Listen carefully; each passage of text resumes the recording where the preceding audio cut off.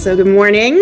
I'm Lauren Cook, your Dean of College and Gap Year Advising. Welcome to your third Coffee with Miss Cook with special guest Julie Beck today as well. Excited to see everyone. And I imagine this is an energetic week in your homes as we get towards journeys and then Pesach break. Got a lot of exciting stuff coming up.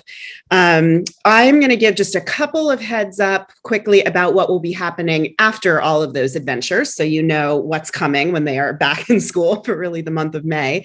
And then Julie's going to share with us a couple of things just to be thinking about with the process. And then, as always, we'll leave 45 minutes or so just for whatever questions you might have. So after we go on the exciting journeys, have like 2 or 3 days at school, and then have Pesach break. I'll just remind you that on Sunday, April 24th, so the end of Pesach break is when that case study program is happening at Sacred Heart Cathedral in the city. Later today, everyone's going to get a longer email that has some more instructions about that, an RSVP form and all the rest. I think I queued it up to be sent out around noon. So I really recommend going to that program. It's great exposure to how decisions are made on the application process. There's a college fair with 100-some colleges that will be there. In the email, there'll be a link so you can see those schools as well. So know that that's coming later today. And then the next day when we are back at school after Pesach break, Monday the 25th, I'm going to start my second formal one-on-one meetings with your kids. And this will be their last sort of required check-in before the end of the school year. So I'll send some signups for that during Pesach break. For those of you who have students who are getting a little slower to get started with all of this, know that they will have to be back in my office in a month or so. And then the following week, the first week of May, they're going to launch into that college essay assignment in their English classes. So I will also be showing up in their English classes to get them started thinking about that. And then they're going to have a second and final questionnaire to do for me during May. So there's a lot of college advising things coming up in a month or so. I will send lots of reminders and we'll be yanking them out of study hall if they've forgotten what they need to do and make sure that that everyone's on the right path. We won't have a Coffee with Miss Cook next month, obviously, because there will be so much other activity happening. But I do have one on the calendar for Friday, May 6th to be sort of our last one for this school year. And I'm hoping to pull some senior parents into that as well, so that you can perhaps, if you haven't done this before, pick their brains a little bit, because at that point they should be over the finish line, hopefully. So more to come on that. Okay, so now I'm so happy to have my colleague Julie Beck here, who is also alongside me, been receiving some big feelings from our students this week. This is good timing for her to talk about things a little bit. She's our school counselor and the director of advising. If you haven't had much interaction with her, but she's got a couple of tips to think about with this process that isn't just about deadlines and lists, of course, but is also about emotions and being vulnerable and all the rest. So good morning, Julie. Good morning. Thanks, Lauren. It's nice to see some of your faces and a lot of your names. It's nice to get a chance to connect with parents. So I'm really happy to be here. I just wanted, thank you for including me in this morning with you all. And, as Lauren said, we both do a lot of work with the students, sort of supporting the emotional aspect of the college process as well as the logistical aspect. And we're also super available to parents. I know Lauren's available, but I just want to be sure you know that I'm here for parents as well. So I just wanted to share a few thoughts that perhaps are redundant and you already know this, but perhaps will help you as you're navigating this process. I think I narrowed it down to 4 basic tips for being a parent with a junior going through this college process. The first one is, this can be understandably anxiety producing and exciting, for you as parents, certainly for the students as well.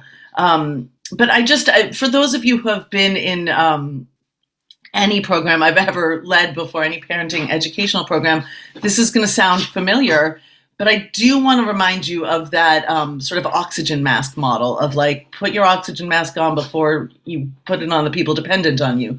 And similarly, when it comes to college, it requires so much of our own, for the adults and the parents, so much of your own work taking care of yourself, so that you can support your student going through the process. So I just want to name that while this can be anxiety producing, if you can work as hard as you can to hold your own anxiety and not put that on your students, on your teenagers. Maybe you're super excited about a college, or you're worried about a deadline, or you just want to talk about the process a lot. That's really normal.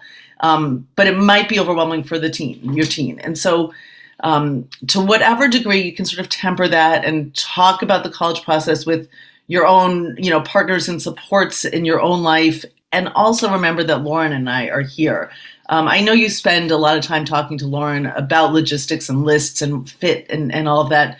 But please know, she's certainly available, but also so am I. If you have any of your own worries or anxieties or even excitement, please know that I will help absorb that energy so that you don't feel like you have to put it on your teenager. And so just taking time to sort of remember, that role of parent, I got to hold my space and then, hold their space and somehow also take care of mine. However we can help you take care of yours, we are here for that. Another just tip is to start where your kid is at. So some students want to talk about college all the time. Some students are just not ready to think about this. And it's really okay wherever they are. And it doesn't mean that they're not going to have a fruitful college process getting ready for it and opportunities in the future if they're not ready to talk about it yet. For some students, it's just still too far in the future. For other students, it's sort of overwhelming and existentially too confusing to think about. Some people can't stop thinking about it. And so for your students, I just want to name, for those of you who might have teens who are on the extreme of I don't want to talk about this at all ever, that's okay. Doesn't mean that there's a problem. As Lauren said, there are so many sort of built-in systems that engage them in the process, that Lauren will be working with them, that there's upcoming sort of deadlines and due dates and meetings that they need to do. So she and our teams will make sure that they're doing that. If they just really won't engage with you, that's okay. Give them their time. And we can also help them, and I'm also happy to help you figure out how to smooth them into it. But know that that doesn't mean that they're not going to do the process well or that it's not going to be a problem. It might just take them a little while to warm up to it, and we will make sure that they're on track with all the systems we need them to be doing, and that will get them to open up and be more ready. If you have a teen who is spinning about this and can't stop thinking about it, and maybe you feel like needs a break, certainly encourage them to do some of their passions and the things that they love. Get outside, take a walk, do your math homework, do something else. But also that's a great time to give me a call too. I'm happy to talk to you about how to support your teen, or even meet with your teen and just help them have a place to sort of process what all that extra excitement is about, and sort of figure out, okay, well, if this is going to take another, you got the rest of junior year and senior year for this process, how are you going to hold all this excitement for that whole time? So it is okay to start where they're at. And also remember, if you're concerned about where they're at, please feel free to reach out to me. Another just tip that I'm always telling both parents and students, and you again might already know this, but there are colleges for everybody. There are so many colleges out there. I think sometimes students and perhaps parents as well get sort of caught up in it needing to be known or have a big name or have a reputation, or a lot of people are applying there. They know people who went there. But, if you think about all the people in the world and the range of colleges they've all gone to, and then the successes that they're experiencing, it's just so important to remember for yourselves and your students that there's no one right way to do this. And that there really will be, if you and your teen work hard at just sort of taking deep breaths and figuring out, okay, what's right for our teen, what's right for you. That process will be a lot smoother than sort of just thinking, what is everybody else doing and what does everybody know? And so I'm often reassuring students, there's a college for everybody. It's going to work out. And that's why we have this amazing resource in Lauren, who will help sort of find that. And so however you can sort of remember, my kid is going to flourish and have great opportunities, especially if I figure out what is best for them. And then my fourth tip actually goes to what is best for them, which, Lauren, I don't know if you've shared this already, so I apologize if this is already something that's come up. But as you're thinking about whether you're visiting schools over spring break or in the summer, and you're thinking about the planning of this process, whatever degree you can remain logistically in charge will be helpful.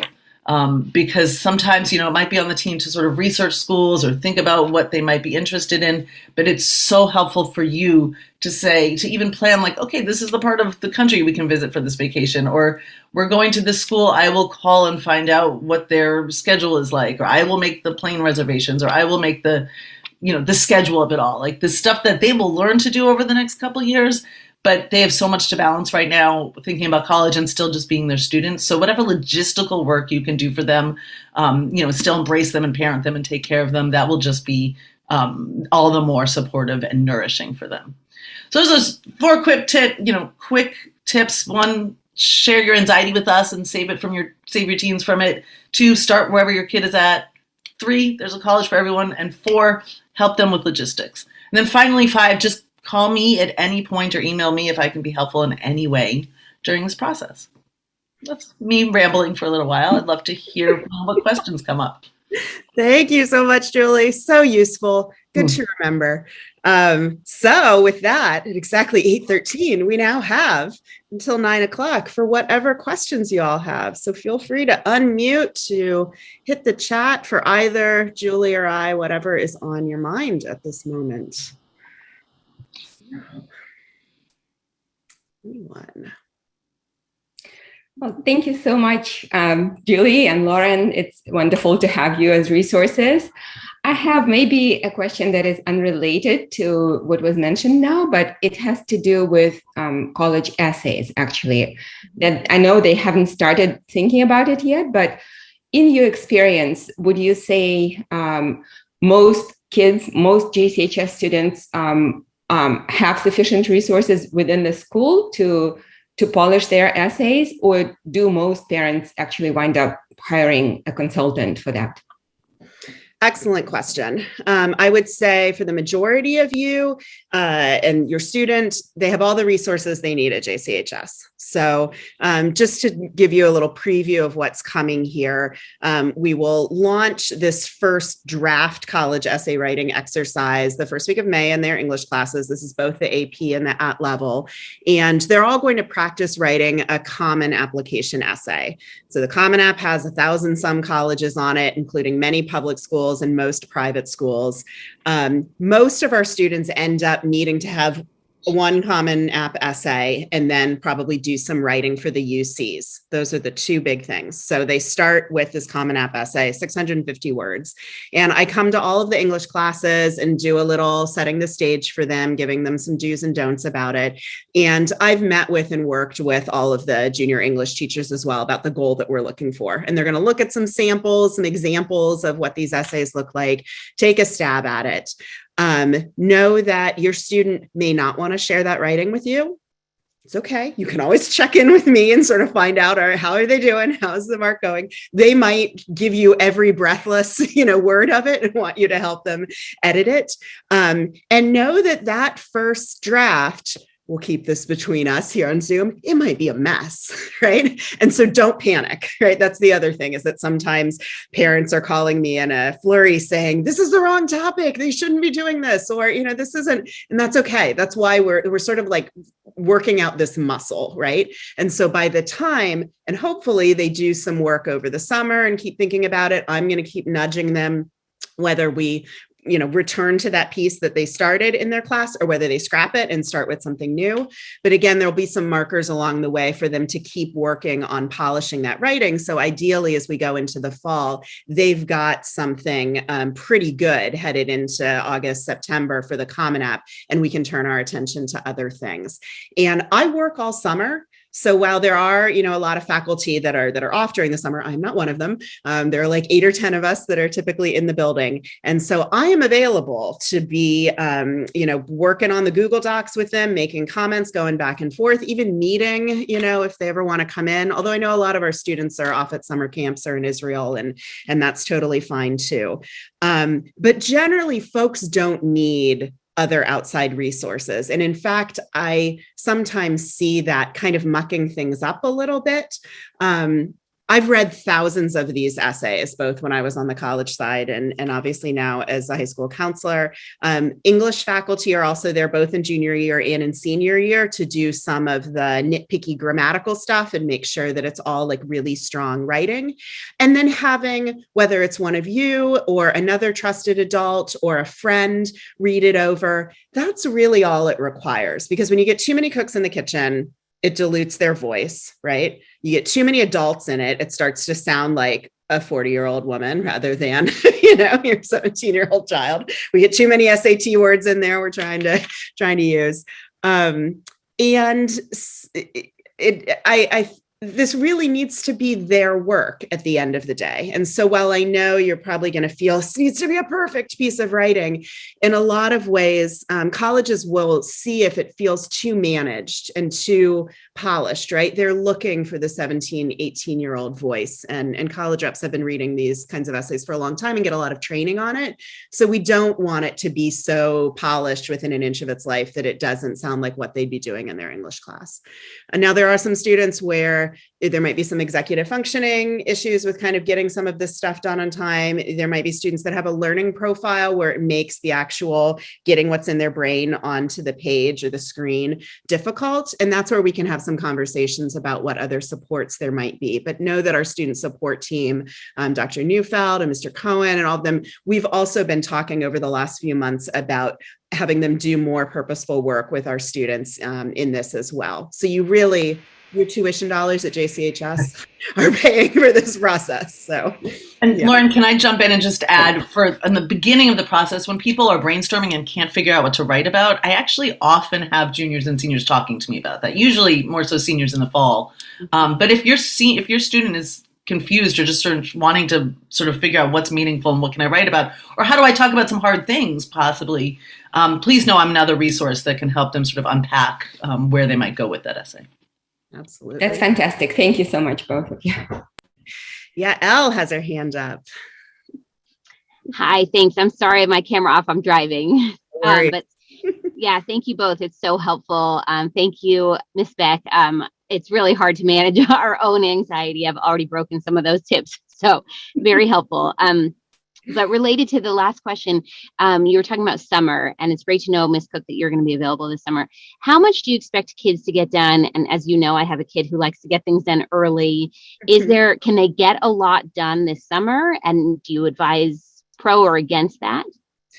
Yeah, I think there are lots of things that can be done during the summer, and there are some things that I think they should wait on. So working on that Common App essay, can be extremely useful. I think it is always, especially for the folks that are the early planners and also that are thinking about the highly selective schools, it's going to really benefit them if they can start the school year with that piece of writing in some pretty good shape. And we might tweak it and look at it a couple times the first few weeks of school, but getting that piece of writing where they feel really good about it and I feel really good about it is important. Sometimes students think, well, I'm going to knock out all of my actual data entry stuff on applications during the summer. And I would slow their roll on that. Usually the UC application and the Common application are doing some updates during the early summer. So if they make an account for themselves in June, it's going to relaunch on August 1st, and there might be an entirely new set of questions they need to answer. So I urge folks to wait until August 1st to really unleash themselves on some of these applications. And I also make videos for them, little short 5, 6, 7-minute videos that help take them through some of the pieces of the application and the common questions that come up, or good tips for best practices on how to fill something out so that they are making themselves shine as much as possible. And I'm not going to be able to start recording those until it's August 1st, right? And I can get into the application and see what's there. So spending some time during August, front loading some of that work is great, but it's not something that they really should be trying to do in June or July.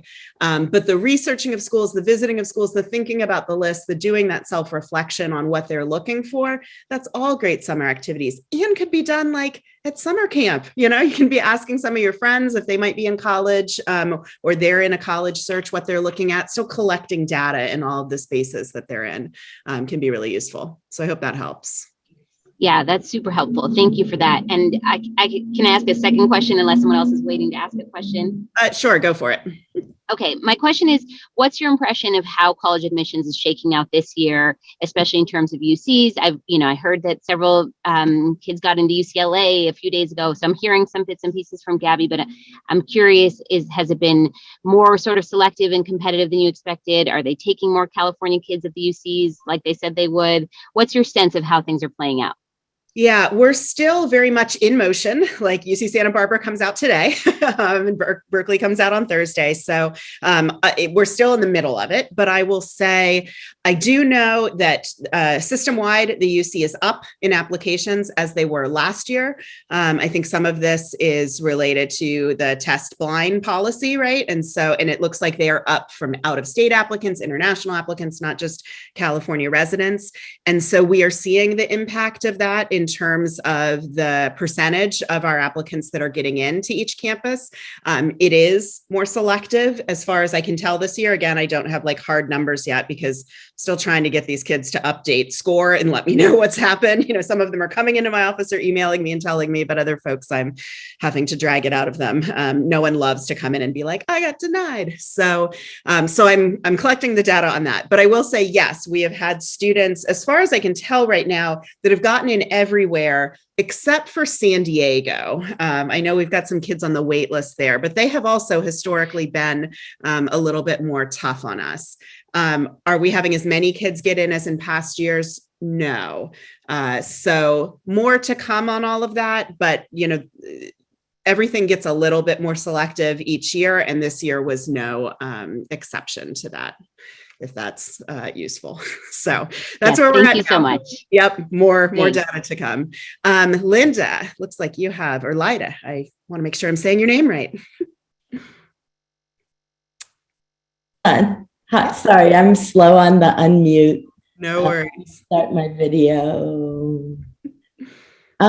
So Andy and I were just looking at Roman score because we're trying to maybe do some visits over spring break to see if you could make an appointment on score. But we noticed the Roman doesn't. How much should the kids have filled in on score? There's a little about yourself. There's a bunch of little things. Would that be, do they look at that? Colleges don't. So just to sort of clarify as to what is for you all and for me and what goes to colleges, know that the bulk of what's in score is only visible to your child, to you, and to me. And so it is our way of communicating with each other about what they're thinking. And a lot of what I have in my questionnaires and my conversations with the kids is collecting some of that data about their activities and, all that kind of thing. I do think there can be some usefulness in filling that out in score if they don't have a document or a resume or something anywhere where they've done a brain dump about some of those activities and the years that they did them in leadership positions. It's a place to organize themselves, because in just a few short months, they're going to need to regurgitate that in their applications over and over. So if they haven't put it somewhere yet, SCORE can be a great place for that. I do think there might also be a resume tool in there where I think SCORE might be able to format a resume for you if you've put some of that data in. Not 100% sure on that, but there's a couple of reasons for putting it in. If they don't have it in there, it's okay. This is not their application to a college yet.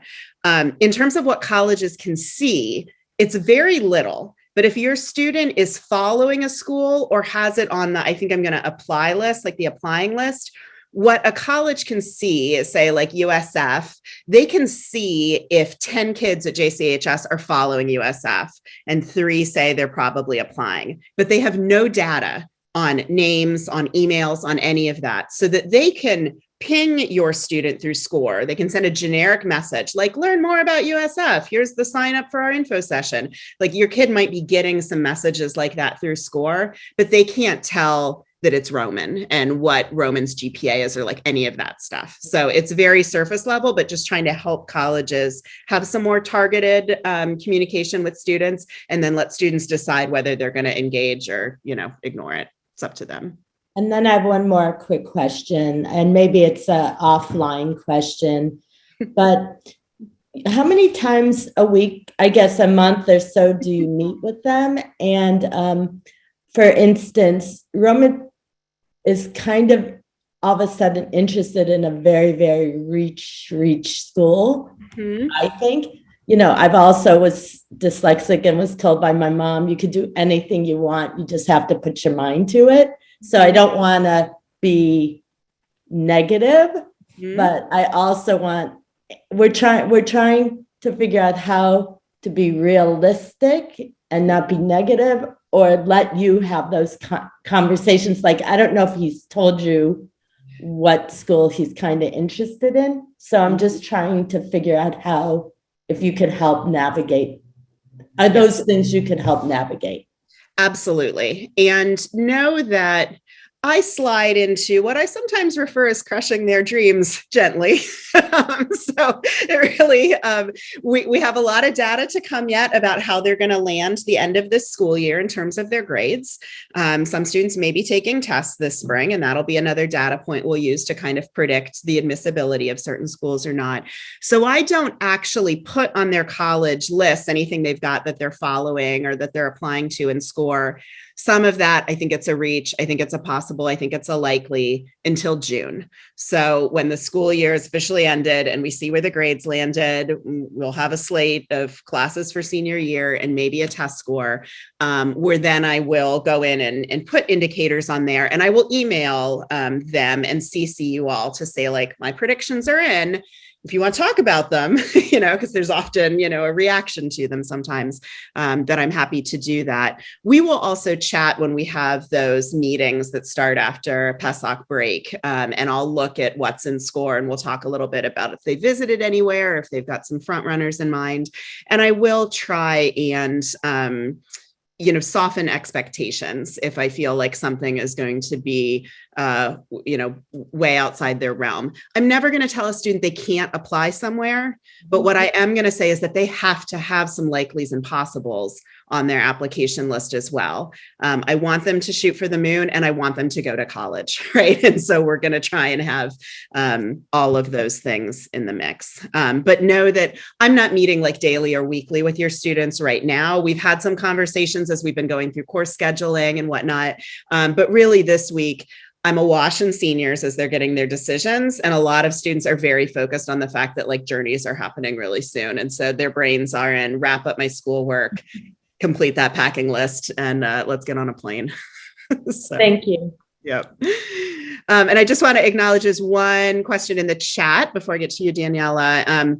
There's just a question about if a student already knows that they're going to do a gap year, is that something that then they should go into the application process, acknowledging, talking about, mentioning to schools? And my general advice is no, because unless you are signed on to something and you've paid the fee and like it's absolutely happening, which really no junior is at this point in time, I think that you want to go through the process, indicating to colleges that you potentially intend to enroll next fall, because we're dealing with teenagers. They will change their mind. And so it's possible that that could happen. But also, we don't want colleges, especially more selective schools, to have any reason to feel like, well, maybe we shouldn't take this person at this moment because we really are tuition dependent and want to have this specific size class in the fall, et cetera, et cetera. We really want to set your child up to get that admission offer. And then they're in the driver's seat to be able to say, well, now I'm requesting a deferral for a year and whatnot. And those are usually pretty perfunctory to have granted at most institutions. So I would keep your cards closer to your vest as we start the process and not check off the box on the Common App, like I'm definitely doing a gap year and all of that. It's okay to layer on those plans later. So that's my general advice, but I'm happy to, talk offline with individual families about what your situation might be. Daniela. Hi, thank you, Julie and Ms. Cook, for everything. Quick question. Actually, after Yael's question, I was thinking about this. From what you are seeing now, with the answers you are getting now, do you see any differences with the SATs? In terms of like testing policies, that kind of thing. Yeah. I'm continuing. I mean, in the last 2 or 3 days, I've gotten a bunch more emails from individual colleges saying, just confirming that they'll be test optional for the class of 2023, some confirming they'll still be test optional in 2024.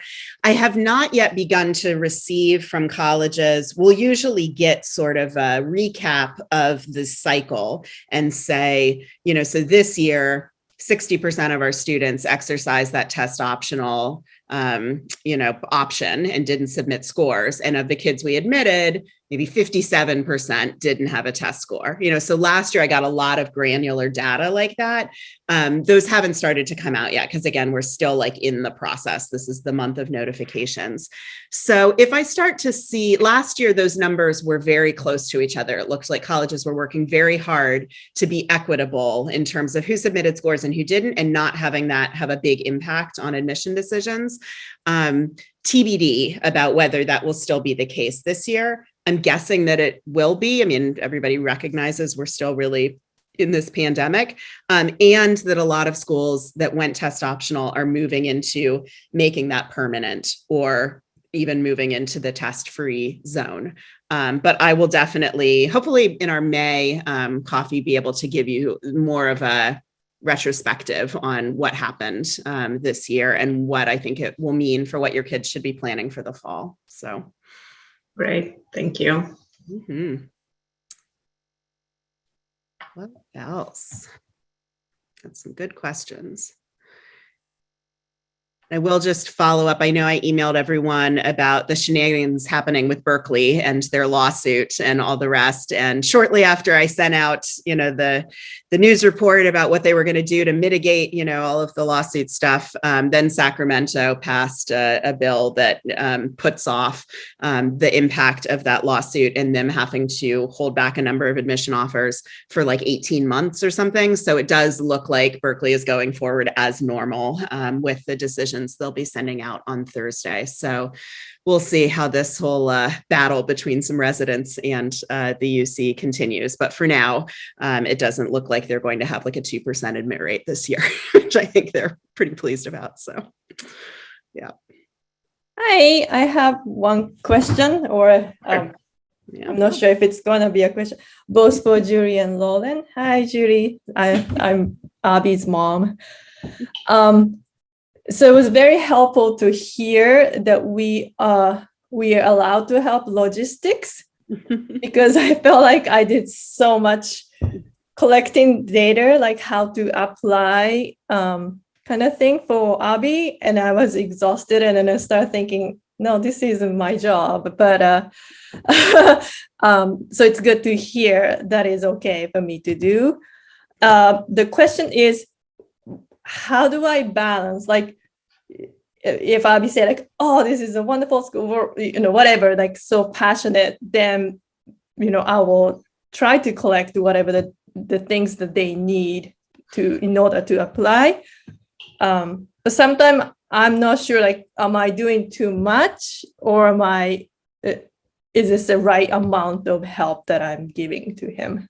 It doesn't make sense. I'll certainly let Lauren take the specific logistic questions, but I just want to name, as you said, it's hard to figure that out, and what's your role and where to jump in and where to step back and let your student do it. And also, if they come up with new ideas every day or week, that's a lot to research, right? And it's a lot of logistics to tend to, so it can be really overwhelming. So Lauren, I think a lot of that depends on your recommendations of how people decide what to visit and such, because really when it comes down to it, it's limited, right? You can't see every school. You can't necessarily apply to every school. I know Lauren will recommend that students don't apply everywhere. And so I think a lot of it has to do with once you pare down what to really look at, which Lauren will certainly help guide you with. Yeah. And this is, there's no one mathematical equation about how much should be you and how much should be them and how much should be me, but know that we are on a long runway toward your student needing to be able to seek out some answers for themselves. And so, if you're in a week where he's got a lot of tests and things coming up at school and is feeling, really really pressed and you are able to do a little of that Googling and answer the question that he might have in that moment, terrific. But I do think over the next 6 months, like the goal should be to nudge them a bit towards doing some of this themselves. And certainly when it comes to actually completing some things on the application, that should be your students' work. So of course the writing, and it might seem silly to some of you that I'm saying this, but literally every year I have a parent that writes something for a student, and sometimes they share it with me. They're like, is this good? I'm like, this is not what we're doing. So just let's be clear, this is a rite of passage that they need to go through. These are their words. That's all very important. Sometimes, some parents struggle with, well, I could just put in their name and address and all that stuff in the Common App. And I'm not going to know if you do that, but I would really encourage you to be having them do that work. And if it really feels like they are incapable or unwilling or having trouble doing it, then tell me and I will drag them into my office and we will sit down and do it together. But I want to make sure that they are owning some pieces of this process because this is their education. The bills are going to be in their name, as we all heard with our financial presentation earlier in the month. So it's a balancing act of going back and forth between what can you do in this moment, what's, sort of useful and where they should take charge. And as you have questions about that, please be in touch with me. So I'm happy to try and help. And one small piece of advice, Lauren, correct me if this doesn't sound good, but something I often think about and I've talked to some parents about is if the logistics involve using a credit card, like paying for a hotel room or a flight or like scheduling your family, that's a good thing for parents to do. If it involves thinking of what school to look at or how to write an application, that's the students. And so some of the logistics, it's sort of like, is this the stuff I would do if it weren't college? We're planning this flight, we're doing this vacation or this trip. Those are some sort of basic boundaries where it might be easier to take over if it's the stuff you have ownership of. And clearly, if it's anything on the application and their sort of hopes or aspirations, that should be in their realm. All right, thank you. Is the application easy to fill out? I've never done, so I don't know. Yes and no. It's one reason I make the videos too, because there are some common questions that come up. There is some data just about their class that they'll have to fill out, like how many students are in their class at JCHS, and what are their GPAs, and so I will assist with a lot of that. And if I start getting regular questions from all of you about, so what is this, the answer to this part of the application, we might have to have a conversation about how much you're doing. But I do, when I record those videos, I put them in a Google Classroom for the kids so that they can access them like at any time. So if they're doing the application at midnight, if they're doing it during study hall, that it's like they have Ms. Cook sitting with them to help fill it out. Okay, thank you. Mm-hmm. Great questions. What else is on our minds?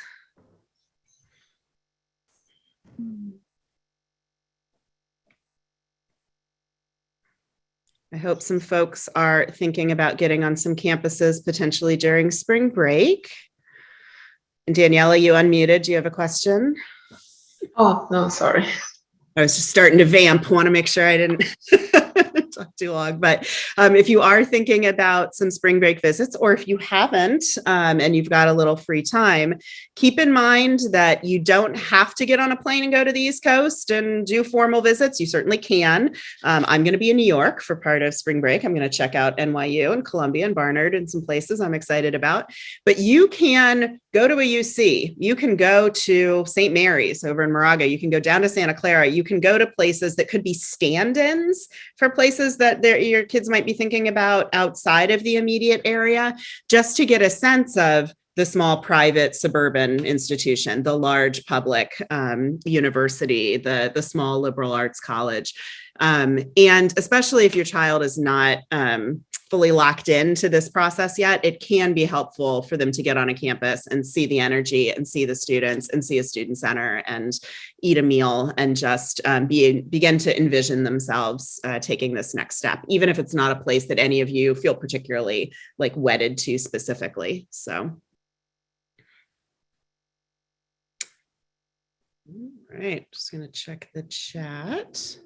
Nothing there. Have we exhausted all of your questions in this moment? That'd be delightful and amazing.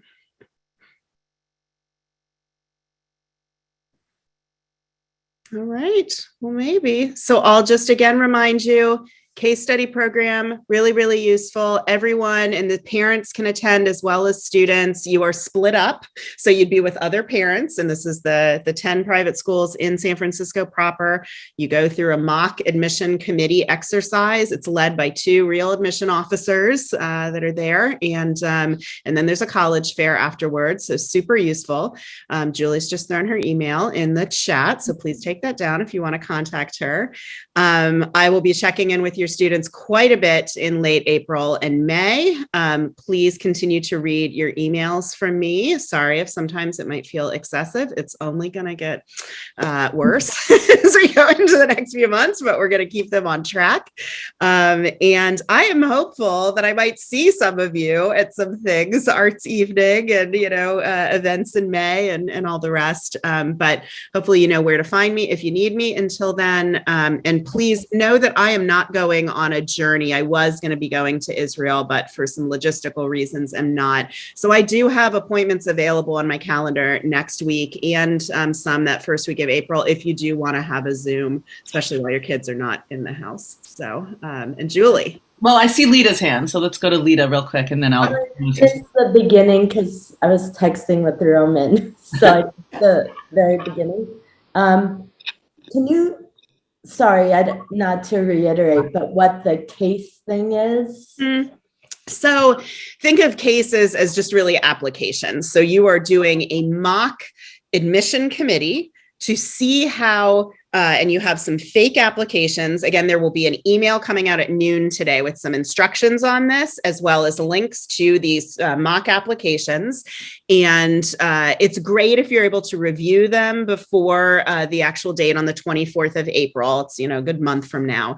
If you're not, usually they allow some time during that workshop to kind of go over them. But you have 2 admission officers from random schools, and they will lead you through an hour or so of talking about those 3 applications and then making an admission decision on them. You usually have to admit someone, waitlist someone, deny someone, and you have a chance to ask these admission officers, like, what are the important factors? Like, how are we making these decisions? What's important to this school that we work for? And so it can be really illuminating. Every year, families tell me that this is one of the most useful things that they do to get some insight into the process that can seem really mysterious.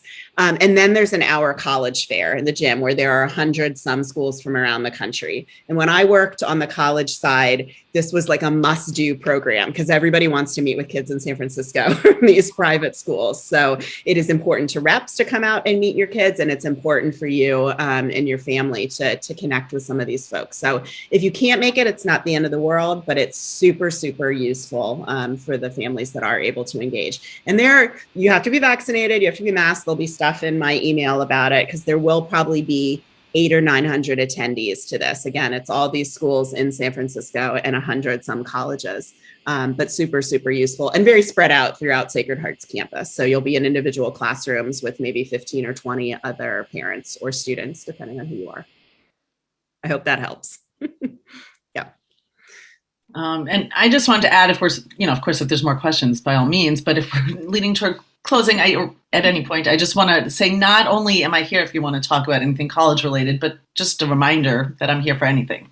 So if you need anything as parents, or if you're concerned about your teens, I know there's some people here who have 9th graders, and I'm very much looking forward to going away with your 9th graders to Southern California. So that should be a wonderful experience.